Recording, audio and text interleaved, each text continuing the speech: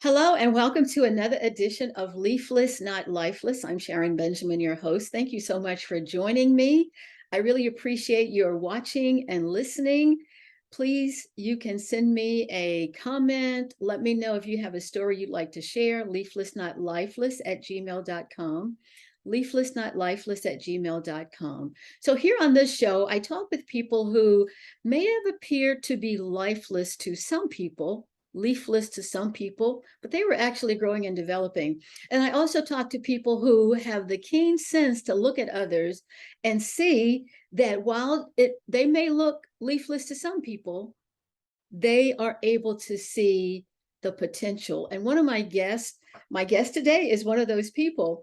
My guest today is Dr. Aretha Day, who is she's an entrepreneur. She is a coach, a life coach. She's a mentor. She's an instructor. She's a CEO. She's an author, and the list goes on and on. I can't tell you all of it. You'd have to read the whole litany.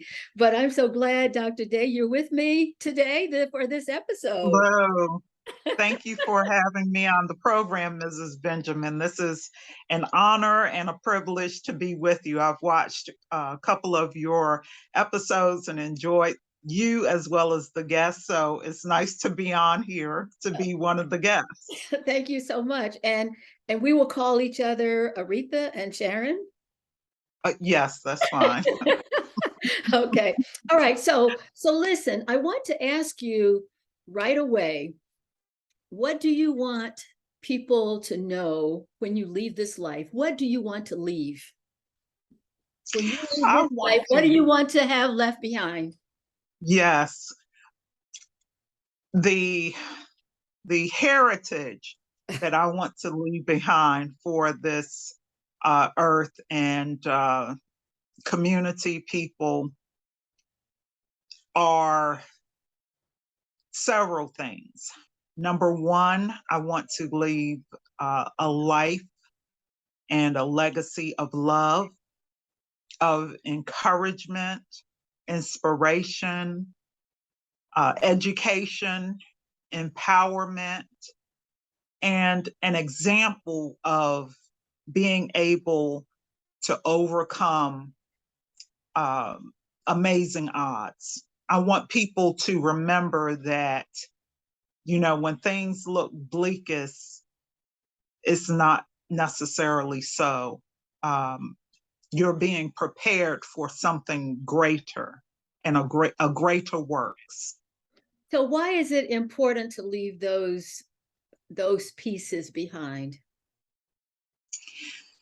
Because people have left those pieces behind for me in terms of whether it was family, other people in the community, the lives that they lived and they walked out, not that they just talked, but what they practiced and what they lived every day, day in and day out, that it left a strong example for me to live by and encouragement during some of my darkest days.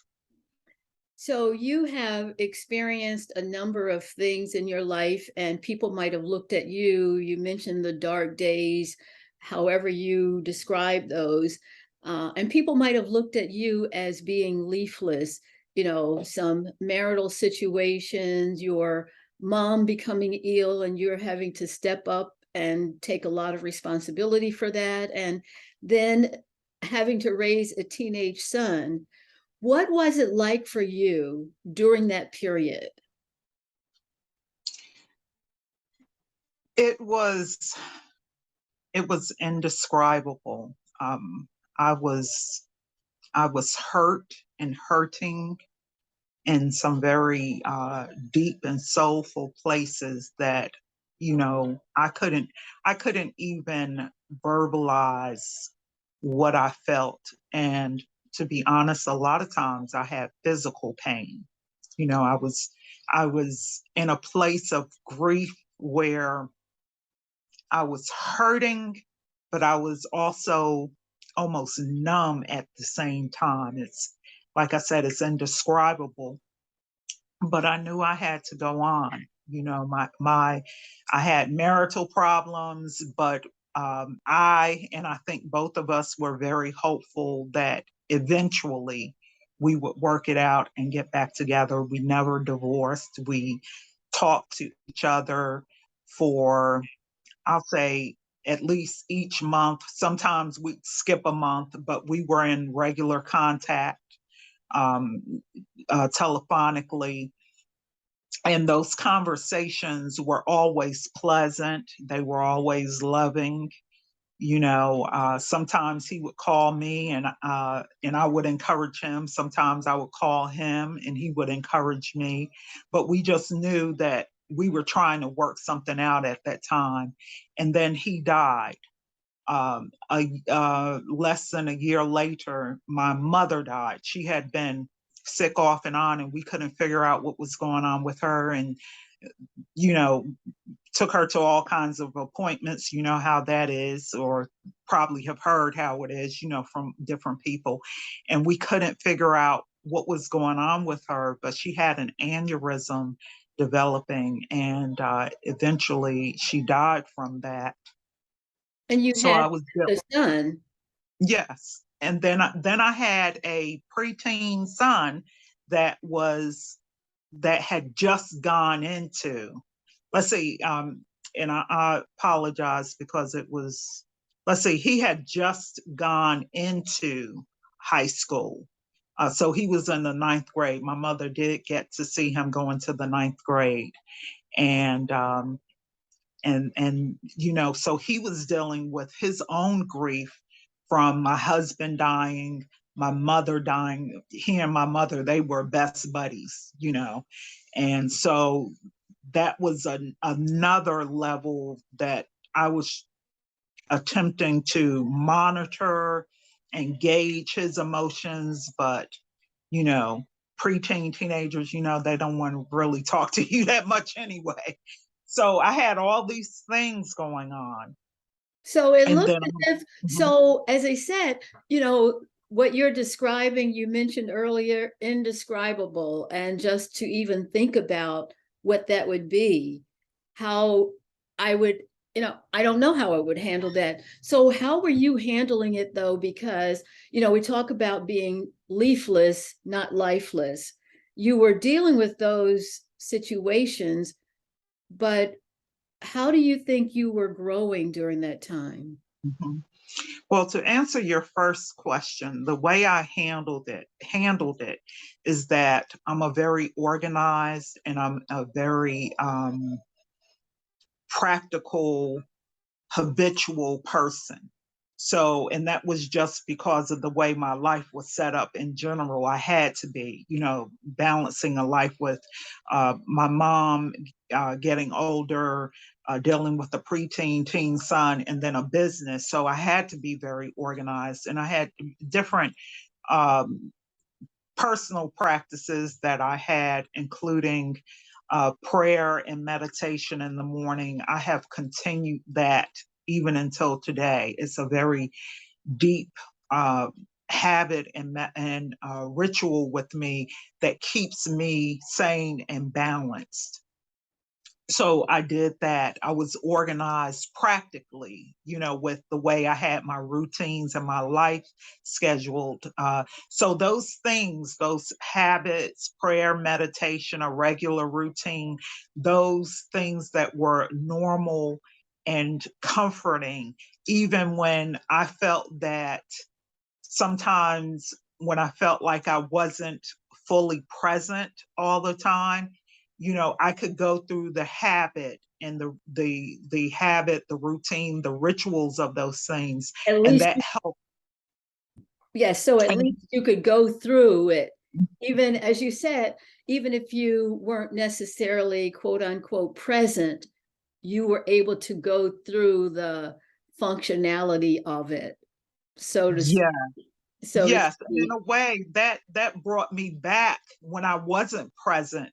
The comfort of those routines kept me going, I guess is the word, the functionality. It kept me going and brought me back into the present, because once again, again, I had this preteen teen son that needed me, so I couldn't check out into my grief, into my sorrows, so those routines pulled me through.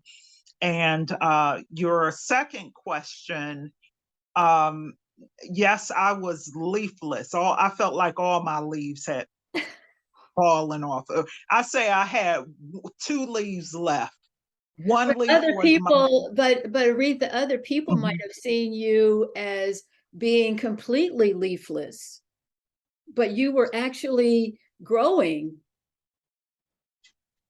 correct? Yeah, yes. I was growing in a way that I could not have imagined that I could. I was always, even as a child, my mother had been sick, not a lot, but she had a couple of instances when I was a child when she was sick and had to go to the hospital. So I always had this underlying fear of her dying.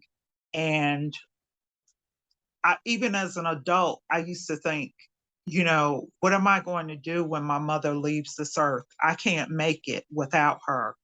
And the amount of strength and resolve and resilience that I was able, to muster, uh, it even surprised me. Not that I was a weak person, but again, me and my mother, we were very close, just like my son and my mother were close. So I grew in strength. I grew in faith. I grew in resilience. Everyone used the word resilience. I grew in resolve because one of the things that my mother told me before she left this earth, she said, you're going to have to be strong, whether you want to or not, because the family, we depended on her. And so she said, you know what? When I leave this earth, you're going to have to be strong. That's it. It And, wasn't a and so you coming through that, and you might have been growing more, as you said, more than you even realized, even when you were going through that situation. And you have created a number of venues to actually benefit other people. How is it, Aretha, that you're able to, what is it about you where you're able to look at other people and see their potential? What is it about Mhm. you that you're able to do that? I have a sensitivity to having experienced different struggles. And so when I see people, I have a sympathy and I have excuse me, not sympathy, I have a sensitivity and an empathy for what they might be going through. And a lot of times, because of different things that I've experienced, the telltale signs are there.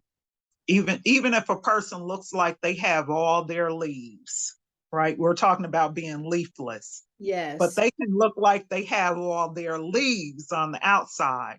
And I can tell if their roots, are strong, or Right. if there's maybe something going on inside, um, that they need help with, or maybe they're masking, and we all want to be treated with love and dignity and respect. We don't want to be pitied. Most people don't. And so I've learned how to approach people, um, when I feel that there's an opportunity for me to help them, but still help them, retain their dignity, Yes. because people have done that for me. So there are some, you do some teaching and some coaching and mentoring. So tell us about this picture, Aretha. What's going on here? Okay, so this is at the local library, and one of the things I do is teach an entrepreneurial leadership course for BIPOC um, uh, entrepreneurs. BIPOC stands for Black, Indigenous, People of Color.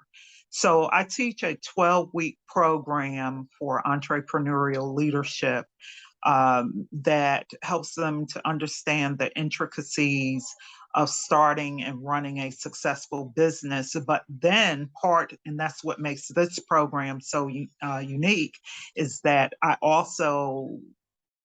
I'm very forthright about different challenges that business people of color face and innovative ways to overcome those challenges. So that's what you're seeing on that picture, is me teaching to a group. And this group in particular are a group of BIPOC entrepreneurs who are um, from Africa. They came over as refugees. About half of the class speaks English, and half of the class speaks Swahili. And so, I'm teaching in English, but one of the members of the community that speaks English as well as Swahili is translating for me. And so right there, I'm actually teaching one of the lessons. And this is that group as well. So it looked as if it's a mixed age group. I'm sorry, it's a mix of Mixed age. Oh, yeah. Oh, yes, it's a very mixed age. We had in this particular group students from, I think the youngest, she was 11, and the oldest is, I think was about 68. And all the ages in between. It was a very interesting class. So tell us about your empowerment program. Is that a part of this, or is that separate? It's both. It's part of this, but it's also separate. The empowerment is about providing different classes, seminars, coaching, just different products or different avenues to empower people. Books. I also have a book, and I'll talk about that in a moment if you will Yes, allow yes, me. yes. Okay. But I build anything I do, I build empowerment into it. A lot of times I have churches, I've had universities and other groups, call me and ask me to come out and speak to their groups with inspiration, motivation, and empowerment. But I like inspiration and empowerment better because, motivation, I don't know how well you can motivate people, but you can inspire people Yes. and also give them words of wisdom or knowledge to empower them, to empower themselves. Yes, and hopefully by your inspiring them, they will be motivated to go beyond just those inspiring words. And apparently Yes. that's what happened here, because we have some graduates.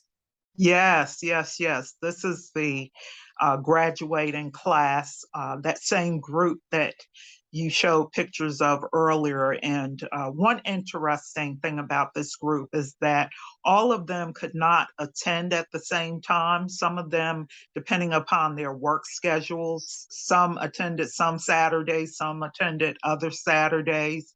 And so what they would do on Sunday is that whoever could attend the class, they would get together as a group on Sunday after church and go over the lessons and do the lessons together. So it was really nice. So here's another part of that group. Yes, this is another part of the group. And there you see several leaders that helped to um, make this possible or came out to support them. So if you start with the the gentleman that's holding, correct, that's holding Okay. the diploma. Yes. He and I were the ones that actually coordinated the class. He's the class organ, organizer. He talked to me and asked me if I would be willing to do this, and I said sure. If you get 10 or more people together, we stayed in contact. So then you have me. You know who I am, Yes. the instructor. And then the next person, he is the chief of the local community. Oh, interesting. And then the next gentleman, that is the Honorable House of Delegates, 11th District, Sam Russell. And he was nice enough to come out and give the graduation speech. And then the next gentleman, Chief Alphonse, he is the national chief.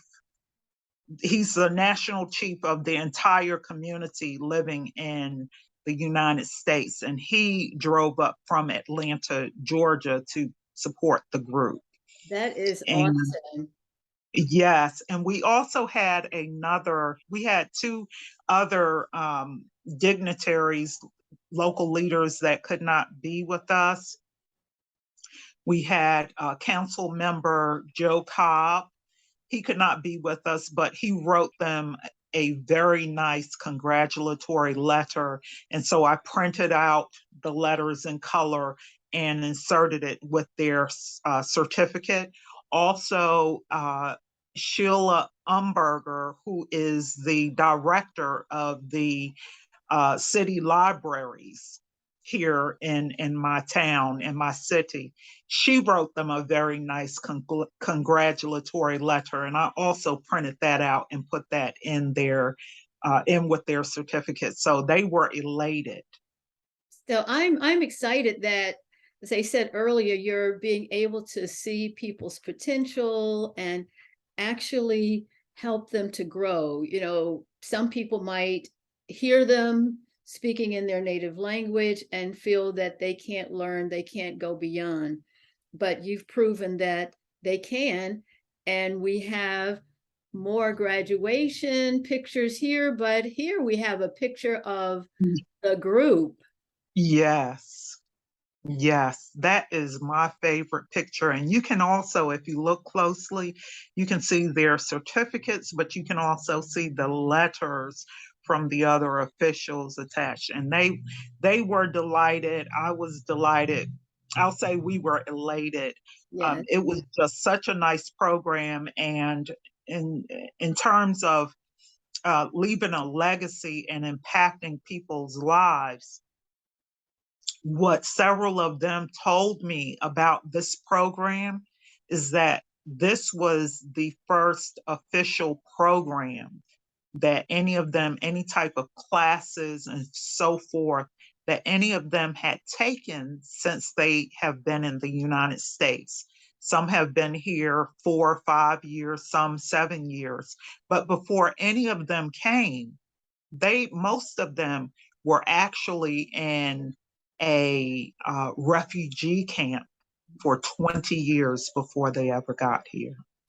Wow. Well, I'm sure you made a difference in their lives, and you're making a difference as well because you have a book, God Has a Divine Mm. Purpose for Your Life, a Soulful Journey of Healing, Wholeness, Empowerment, Love, and Wisdom. What in your life gave birth to that publication? I actually, I went back to school as an adult student, undergraduate student, and I became really good friends with this young lady of a traditional age student. She clung to me, I clung to her. We developed a really good friendship, and she and her mother would come to me for massages because I had a massage therapy business. And so she went overseas and on a study abroad trip. and she was killed while she was over there. Oh. Yes. And I was devastated, of course, not as much as her mother, Mm. but I was devastated. And this is one of the things where you step up and step in because you can see what someone is going through. And her mother and father are ministers. So they had this entire church that they were still taking care of. They had their other children that they were taking care of, but I could see that they were battle worn, from they were devastated. And having gone through what I had gone through, I could see it. Other people couldn't see it, but I could see it. And so I began to minister more so to her. I ministered to both of them, but I did more so to her mother. And so they invited me to come speak to their congregation. And the speech, because she said, we really need you to come and say some words of encouragement right now because we're devastated. The congregation is devastated, and their faith, the congregation's faith was devastated.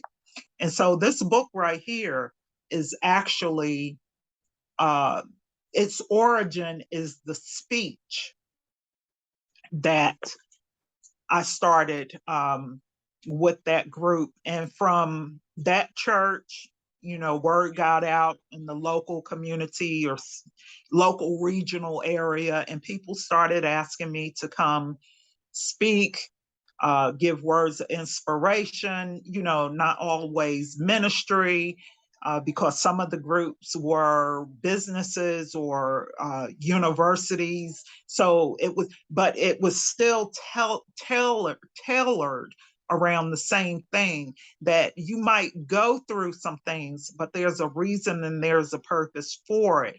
And next thing I knew, people were asking me for a book. And I was like, a book? I don't have a book. This is just a speech.